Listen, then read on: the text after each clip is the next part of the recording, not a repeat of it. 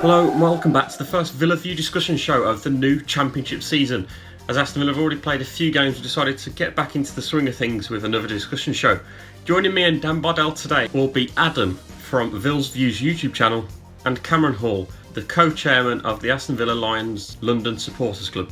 But upcoming on today's show will be: we discuss the start of the new season, how it's been going so far; Pierluigi Gallini's gaffe; Leandro Bacuna, does his future hold more time at right back, or should we try and find a new right back? Our signings so far, how good have they been, and more transfers upcoming?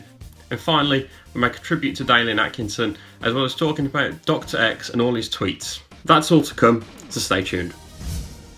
A mixed bag of results so far. I'll go to you first, Adam. Yeah, it's been a lot harder than I thought it would be. Everybody seems to have underappreciated just how hard this championship could be.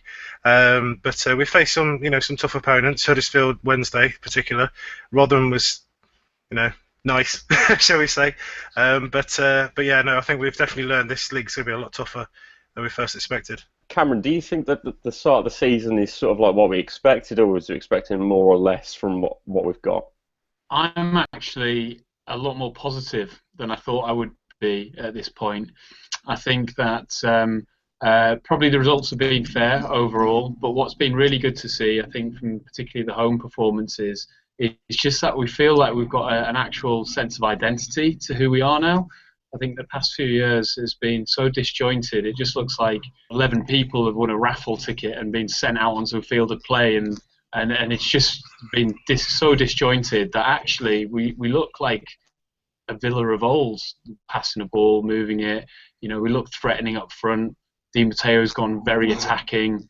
We kind of look quite solid at the back as well, apart from maybe the odd mistake by the goalkeeper, which I know we'll come on to. So I'm actually quite excited, and it feels like we've got our Villa back. I know we drew late. I ended up drawing late on via a mistake on Tuesday, but I actually enjoyed being at Villa Park the last two games, and I don't think that's something that I've been able to say too much over the last 5 years. We do seem like we have got an identity again, and I think with a couple more signings, and I think once players have bedded in a bit better, I think we're definitely capable of challenging. I mean, I'm not going to go as far as to say we're going to win the league or anything, but I think top six is achievable this year, and that should be what we're aiming for, and hope to go by the playoffs maybe.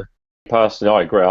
I agree with all your thoughts so far. I think this season's been, we always knew it would be a wake-up call, to say the least, and we've sort of gone in there positive mindset. In fairness, a lot of fans obviously confident, more buoyant with the new ownership and everything else, and there's still visible scars, which is clear to see confidence-wise, but the Rotherham 3 points were good. To draw to Huddersfield's no mean feat. They beat Newcastle, and they're going to be a force this season under David Wagner, so I think that's a good point to get. Moving into the weekend, I think we need 3 points ideally. I think a point wouldn't be bad, though, away from home at Derby, who are a promotion-challenging side. Adam, do you think that a point is good enough going into the Derby game? I'd take the point, but I'd like to see us more trying to attempt to win the game. I think we've got the attacking outfit up front, and now with, I don't know if Yedlin's got to play. I doubt he will probably start on the bench, but hopefully we're going to beef up the midfield a bit more now. But I'd like us to actually go for the win, because I don't think Derby are the team they were a couple of seasons ago with the McLaren season. I think they could be there for the taking, but I'll take the point if you said it's going to be a tough game.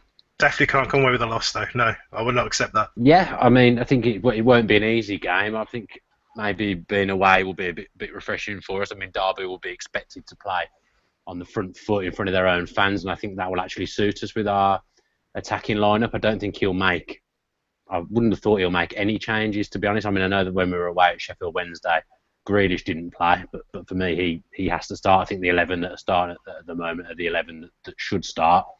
Again, if I was offered a point, I'd probably take it, but I don't think Di Matteo knows how to set his team up to try and draw a game. I think he only knows how to set up for wins, and I think that's what he'll do. We're playing in a very attacking lineup at the moment. I think we will go to Derby, and we'll obviously have to soak up a little bit of pressure, but I think we can definitely attack with force. Do we go in there and try and attack Derby, or do we sit deep and hit them on the counter, as Dan said, because we've got the attacking talent there to be able to? I think, in fairness, our away form's been better than our home form. I think the way, from what I've seen, from the way that Di Matteo appears to be setting things up, and obviously it's very early, we haven't played many games yet, but I think he wants to play a counter-attacking style away from home, and at home it's more taking the onus of the game and being on the front foot, especially with the lineups that he's had. Was playing AU, Gesteds and McCormack up front. But I got the impression against Sheffield Wednesday that we had quite a lot of possession, we played quite well, but we seemed quite tight as a unit. And I think that he wants to really hit teams on the break and on the counter, which, again, is a bit reminiscent of sort of Villa of old, and the way that we used to play away from home, where we achieved some really good results, and it used to be enjoyable, like going away and getting those performances. And I think that seems to me that the way that he's going to set up, and I think that we've got the players to do that and to punish teams this year. We seem to have a lot of pace in the side, and particularly AU, who I think has made a brilliant start to the season. Going to move forwards a bit from that is an interesting one debate that's cropped up this week is the fact about Luini's gaff against Huddersfield. Dan, I know you feel quite strongly about this, so I'm going to let you take the reins on this matter.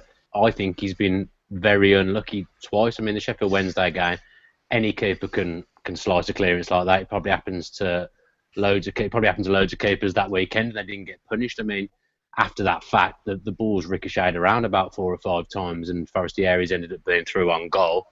And I thought the other night, to be fair, as good as Elphic's been, I think maybe he had the chance to clear the danger before Galini got there, and I think possibly maybe he should have done that. It seemed like he was trying to shield the ball for Galini to come there, but when you've got that big brute who came on, I don't even know who he is, coming up to you, I think Elphick had the chance to get rid of it before and should have done. I think Galini's all-round game has been very good, and he's definitely a step up on Guzan, without a doubt. And I think he's probably, I don't know, I've not seen Jed Steer play loads, obviously, like many Villa fans, but he's definitely a step up from Bunn as well. And the ironic thing is that actually I think Galini's distribution is pretty good. I was quite impressed with his kicking. He's just been caught out twice, rather unluckily for me. He's a young keeper. He's come to be our first choice in a strong English league. You know, we've put faith in him. You know, we have to keep him. These are not his mistakes, in my opinion. I agree with Dan definitely. I mean, especially the one against Huddersfield. He had his eye on the ball. He struck the ball perfectly. The Huddersfield player did well to block it. The ironic thing is, if he'd kicked it, it would have gone either side, and it would have been okay. It would have been brilliant clearance. But no, he's been very unlucky. I mean, you got to think of the other things he did in that game. That was just one moment. That save from the overhead kick. He pulled off quite a few good saves. He's my man of the match personally in the Huddersfield game. And yeah, we have to keep faith in him. Well, I say keep. I haven't lost it. I think he's the biggest question mark out of all the signings that we've made so far. And he has cost us points this season, and that can't continue. I do agree that he has made some brilliant saves as well. His all-round play is good, but I do have some concerns. But what I do think is positive is that actually the feedback and the sort of thoughts of the fans that I speak to is that everybody is very supportive of him. Okay, he has had a difficult start, but everybody is behind him, and that's exactly what we need as a club. Touched on the point about unity there. Another player that sort of splits everybody's opinion still is Leandro Bacuna. How do you see him? Are you willing to give him a chance at right back? I think he can be and could be a good footballer, and I think we've seen glimpses of it. He's a better right back than Hutton, and I much prefer to see him start in the team over and above Hutton. But I would prefer us to sign an established right back long term. If he's going to stay at the club and we're going to keep him, which I think he will, I'd much prefer to see him playing on the wing. I agreed with some of Cameron's points, but position-wise, I completely disagree, because I think all his best football at Villa has come at right back. I mean, you look at when Tim Sherwood came in. Bacuna was our right back then. I think he got 4 or 5 assists, and I actually think when the guy plays right back, I actually think he concentrates more because it's not his position, if that makes sense. I think he actually feels like he has to concentrate for 90 minutes. And I think he does well there. Whereas when he's in midfield, which is apparently his position, I think he quite a lot of the time is anonymous. I've never ever been impressed with him in midfield, but whenever he's been right back, he's always quite impressed me. I mean, I've criticised him a lot last season because I thought his attitude was bad, along with many others. And I think his comments about Champions League came at a really poor time when everyone was probably at their most upset point of the season. I mean, I know I was, but people seem to have now given him a fresh start. And to be honest, he's put in good shifts every game he's played so far this season. So he's definitely turned over a new leaf for me, and it's good to see him singing Villa songs with fans at Broad Street as well. So hopefully he can turn the corner now. But I've been impressed that the fans do seem to have let last season go, and they've given him a fresh start and got behind him, and I think that's probably helped him as well. The business we've done so far, what does everyone sort of make of it so far? Like, are we recruiting quite well, Adam?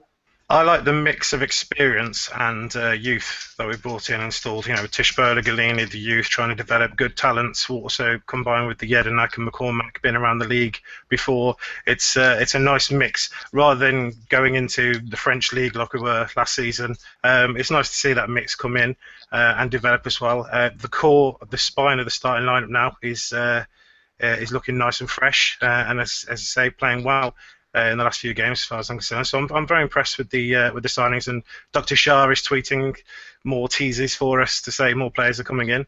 Got a couple of weeks left, so we'll see what's going to be added. Yeah, on the note of that as well, players leaving, of course. We've got Adam Traore, Cameron. What do you make of that whole situation? To me, I'm not too bothered at all about the idea of Adam leaving because he's done nothing. I was at the Palace game away last season when he came on, and his first couple of touches were absolutely horrendous, and lost the ball, and you're thinking, oh, like, what we signed here? And then his third touch, when he picked up the ball on the byline, and he just charged at them with his pace and his strength, and he had a shot which was deflected off the back of the goalkeeper and went in. The crowd went crazy, and all of the fans were just shouting to the team to pass the ball to Adama from that point forward. And then he was explosive, but I don't think he's been given a fair chance. I think we're all conditioned to believe certain things through the way that players perform. Because of what we see, I think we're conditioned to think that maybe he's, not up to it, that maybe he doesn't work hard enough. But how do we really know? Because we haven't really seen him being given a chance. The thing that's annoyed me about it is the fact that the timing of it. Like, why has he decided to do this now when the season started? Why hasn't he announced that he wanted to leave in the summer before the season started? I mean, I don't know whether he's had his head turned. I don't know what's happened. I mean, he's a funny one because, like Cameron says, you could sell him elsewhere and he could turn out to be an absolute world beater. But on the other hand as well, I think he lacks basic football intelligence. He could quite easily go the other way and end up doing nothing. I mean, his natural talent's there for everyone to see. You can't deny that. I mean, some of his dribbling's frightening. He's a powerful lad. He's quick. And as Cameron says, we haven't seen enough of him. But I think, for example, if Di Matteo brings him on and says, look, you're coming on right midfield, I need you to track some runners, he'd say, yeah, okay, but then I wouldn't trust him to do it. I think if you've got him right midfield, your right back's going to be in for an absolute torrid time. I mean, Adama came on against Rotherham, and I thought when he came on, that was the only spell of the game where Rotherham really looked dangerous, and I think a lot of it was to do with his reluctance to track back. I think as much as he could be an asset, I think in the first 11 he could also quite easily be a problem. But another one, I'm quite happy he's leaving. Everyone else is probably happy he's leaving. His Lescott said to leave in the next 24 hours or so. Devastated to lose Jolyon. I mean, what a competitor, what a fighter. Really played for the badge. To be honest, if I never have to watch him play football again, I'll be quite pleased. He was an absolute disgrace. And the fact that he called himself a fan when he arrived, he never showed it on the pitch. And he needs to get a new PR guy because some of the interviews he gave were unbelievable. I don't want to waste my time talking about him. He was an absolute disgrace, and I can't see him doing one in the Scottish League either, to be honest. I think he'll probably be in trouble there. I think he should probably just retire and get on with his life. Dr. Tony has said that we'll be paying a chunk of his wage still for the next year. I'm quite happy to do that, to see him disappear. Get him out. Get rid. I don't think. Well, he was a problem last season. I think we need to get rid of a few more players. I'd like to see Richards go as well. I don't think he's a positive influence on the team. A few things that he did last season, I just don't think he stepped up to the plate, particularly somebody who was given the club captaincy. So get them out. I'm infused and pleased and happy with the way that we've recruited, because getting rid of these sort of players and replacing them with people who are leaders, Elphick, who's a captain, and Jedinak, who's a captain and got man of the match performance, at the weekend, and McCormack as well was a captain. So we're definitely recruiting in the right way. and all of these sort of mercenaries that are trying to pick up an extra payday, just get rid, just get them out. One final note on the line of transfers is somebody that's gone missing and nobody's noticed it. Jordan Veretout, Adam.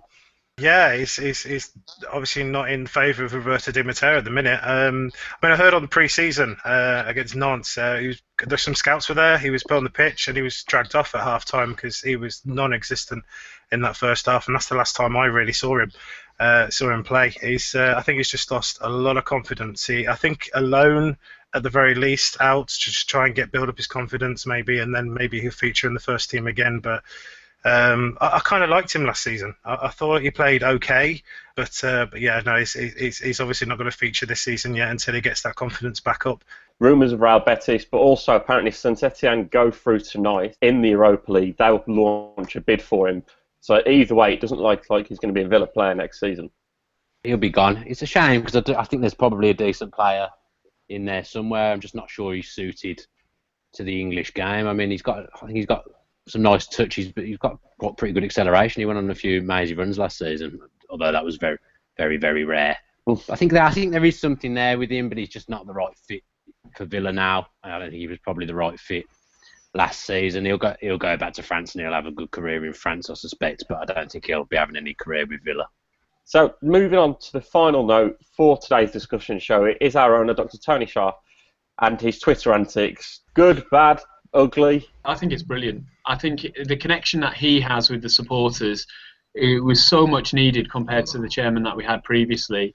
And I think a lot of his tweets are actually, quite considered. And I think the guy's quite a smart cookie, really. And he's doing it with the intention of building a relationship and building a rapport with supporters. And he's selecting the tweets that he responds to and he reacts to from fans. I think there's a lot of things that he's doing which actually, we all know when maybe a transfer is coming along, and the fact that he's breaking that silence a little bit, that he's not really reporting anything that we're not totally aware of. With the Edinak, for example, we knew he was coming. We'd seen the pictures of him, around Villa Park. When he came on the pitch and received, great cheers and people were singing his name. And then again, I thought the tribute to Dalian Atkinson was carried out very well at the Huddersfield match. And to see Dalian Atkinson's name in front of the director's box and to see him being upstanding with the umbrella as well, I thought it was a nice touch. So let him tweet away. I think it's brilliant. It's unique, but it's enjoyable as a fan. I think it's great that he's just been in the country longer than Lerner put together. I think he's been here quite a while. He's getting behind everything. He's fronting up as the face of Aston Villa on the pitch, on Twitter, in the stands with the new players. I mean, the first official picture we saw, Jedinak, there was Dr. Shah. I think it's fantastic. I mean, when he tweeted, all signed, going to announce after the game, I was thinking, oh my God, you're setting yourself up for a fall here. But it all came through, thankfully. It's refreshing. There does has to be a little bit of reeling back. But yeah, no, I've really enjoyed his tweets and the way he's getting involved. You can feel the passion and enthusiasm already. That it wasn't just a statement that he was a Villa fan before. He is clearly passionate about this club. I'm just wondering whether he's going to accept any of the 56 marriage proposals I've seen him tweeted the last few days. But no, I've enjoyed it. I love what he's doing. I love everything he's doing. I can't really expand any more on what the other guys have said. I mean, all I can expand on is that he follows us on Twitter. Let's meet him. I'd like to meet him. Let's make that happen. I'm sure he's got Google. Yeah. I'm sure he'll probably be watching. To be fair to him, though, he spends a lot of time with the fans outside the ground. I've seen him doing it, and he really does seem to care. And the fact he's put his money where his mouth is, he's shut up a lot of people. I know in particular a few names I'm not going to mention. They've got a lot of sort of like a stigma against him for no reason. And he's shut them up good and proper, and I'm quite happy to see that happen. And a lot of fans are jealous of our position as well. We haven't actually touched on this, but I feel like we need to touch on it, is the fact about the sad news about Dalian Atkinson on Monday. Tell me your best memories you've got from Dalian Atkinson, because you was all people that were obviously around when Dalian Atkinson was playing. I'll start with you, Adam, on this one. League Cup final, 1994. That was one of my favourite moments, because it was kind of 93-94 season where I really started being besotted with Villa. I knew of football, my family were Villa and things like that, but that was the season where I was really concentrating and actually learning players, the whole squad's names and things like that. But watching the first cup final, my very first one, I remember him from that game. That's why he stays in my heart. It is really, tragic the way to go, the method. In terms of how he went, and I'm happy with the news today. I don't know if you want to go into it or anything like that, but I'm happy it's been investigated. But that's definitely my happiest moment with the cup on his head. As a kid, sort of being like 10 years old, that was the team that he was in that I grew up watching. That was the first Villa team that I was really entranced with, and so where I collected the sticker books, stickers of the sticker book album, and started getting into games and learning everything about the club. And it was Atkinson and Saunders, and I thought they were a terrific strike partnership. It was really exciting to watch. And the League Cup final in '94, we actually just a couple of weeks ago organised a replay of that, where we had a screening and watched the game again. Nice. And you realise what a great team we had, and the work ethic and the team spirit, and what talented footballers they were. And I think Atkinson was one of those players that at the time when he left was maybe a bit of a surprise, because I think he still had a lot more to offer. The goals that he scored were just phenomenal, and his pace and his power, and as a kid that was really exciting to watch. And say looking back now as an adult, rewatching that game, you were still excited. And it's a real shame and a real tragedy. And I hope that the investigation resolves itself in the correct and proper way. And thoughts with his family. Growing up, I would have definitely had his poster on my wall. I mean, he scored in my first ever game that I went to in, I think it was 1993. He scored. Him and Dean Saunders, it always seemed when I was young growing up that one of them would score for us. And obviously I spoke about it last night on the live chat, but it's just a shame that someone who brought people so much happiness has passed away so young. I'm not going to go into what's happened. Obviously, it is good that there is an investigation being launched, but my memories of him, he's just a talented footballer, and when you watch videos back, he put smiles on Villa fans' faces. Yeah. He was a very good finisher, and like Adam said, I remember '94 him running around with the cup on his head. I mean, he was a hero of a lot of people growing up, and he should go down in Villa folklore regardless of what's happened now. He'll always be in Villa's folklore. He'll always be a big character. And in the Premier League era, when the Premier League was started, he was one of the Villa heroes. So yeah, send my condolences to his family and friends. Guys, thank you for joining me tonight. Adam, thanks for joining me from Villz Views. His details will be in the bottom for his YouTube channel, so you can go and check out what he does. Thank you. Appreciate it. Cheers, guys. And then, of course, Cameron from the AVFC London Lions Club. His details of how you can go and join the AVFC London Lions. If you are in London and want to be part of them, I'm sure we'll get his details in there as well. Yeah, cheers, guys. Good speaking to you. And then, of course, the man, the myth, Dan Bodell. Cheers. I'm going to go over and watch a game with the London Lions when the chance arises. It'd be good to take a camera with you for that as well, so we can get that. Yeah, I will. I'll do that. We'll make that happen. That is all for the Villa View today. If you did enjoy this discussion show, make sure you're dropping us a like below, commenting about what these guys thought, and also subscribing to the Villa View with the post notifications on. There is a competition coming up very soon. Don't lose faith today, because I think we're going to build on this. It's going to get better, because we've got the foundations. You can see it. They're not rock solid at the moment, but we'll get there.